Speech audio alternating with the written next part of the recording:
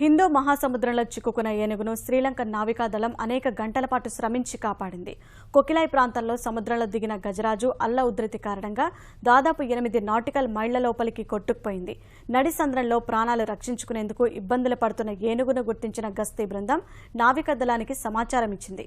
అక్కడకు చేరుకున్న సిబ్బంది తాళ్లతో ఏనుగును కట్టి పుల్మోదాయిలోని యాన్ఓయా వైపు లాక్కొచ్చారు. చివరకు గజరాజును తీరం చేర్చి వన్యప్రాణి సంరక్షణ విభాగం అధికారులకు అప్పగించారు.